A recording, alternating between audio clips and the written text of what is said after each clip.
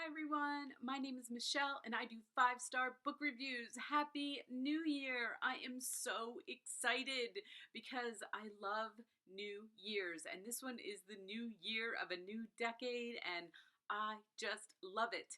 And what I really love about today is that my first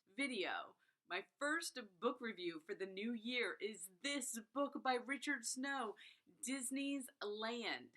I love this book. Oh my gosh. You know what? I have such a heart for Disney. So I was like, this is the best way to start off this year. This book came out at the beginning of December, so it's been out for about a month, and everyone is loving this book. So up on your screen, it's 432 pages, and I am putting this under history because it is history. This isn't just a biography of Walt Disney.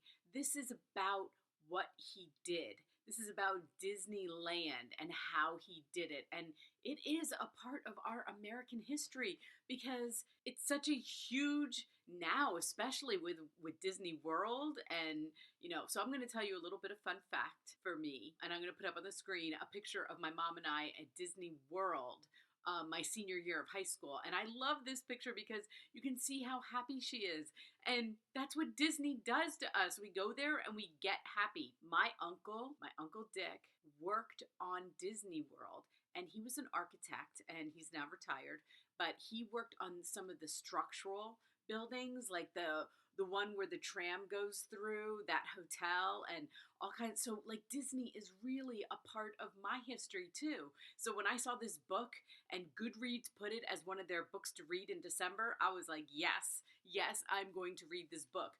But don't take my word for it, okay? Look up on your screen and we will see. The little Amazon blurb is a propulsive history chronicling the conception and creation of Disneyland, the masterpiece California theme park, as told like never before by popular historian Richard Snow. And Ken Burns says this is a deeply felt and deeply researched story about the complicated man and his vision to create the happiest place on earth. Snow brings us a historian's eye and a child's delight, not to mention superb writing to the telling of this fascinating narrative. And I'm telling you, you only need this book. If you want to read a book about Walt Disney, you only need this one. And there has been many written about him, but this takes you inside. Like, it's amazing the research that Richard did for this book. And Richard, if by chance you ever get to watch this video, I applaud your, like he said, like Ken Burns said, your writing was so good, but your research, it just jumped off the pages, and I was just like, this story isn't just about Walt Disney, it's about television. It's about what he did to change the world. I'm going to give you guys 5 fun facts about Disney, about Walt Disney, because when I was thinking about what I want to tell you about reading this book, I was thinking, let's just give you tidbits of it. And that way, when you are thinking like, do I need to read this book? Think, yes, I do. Because here are some things about him that you may not know. Number 1, Disneyland opened July 17th, 1955. My mom was born in 1947. So that was like her childhood because the Disney show was going on during this time. He was huge. And the Davy Crockett series that this book really goes into, I'm like, now I know why she loved Davy Crockett so much, because I did think it was a little weird. Number 2, Disney first sketched Mickey Mouse back in 1928, and he called him Mortimer. And then his wife Lillian was like, no, you got to come up with something cuter than Mortimer and Mickey, right? Mickey's cute. What a cute name. And she was so right, of course, right? Number 3, he was inspired by a theme park that he went to in Denmark. He had been to Coney Island and he was like, this place is disgusting. There is garbage everywhere. He was grossed out, basically. And then he went to a theme park in Denmark and it was really clean. And he was like, you know what? My park is going to be clean. And if you have never been to Disneyland or Disney World or any of the Disney parks in the world, that is the one thing you will always say, is that it is clean. It is so clean. You see people cleaning all the time, but not only that, he placed garbage cans like a certain feet apart so that there was never an excuse to not throw something away. A man before his time, right? Before we even cared about garbage as much as we do now, he was caring about garbage. Number 4, he designed the opening and closing ceremonies for the 1960 Winter Olympics in California, in Squaw Valley. And I didn't know that about him. And you get to learn a little bit more in this book about it, but wow, right? Like, that is crazy.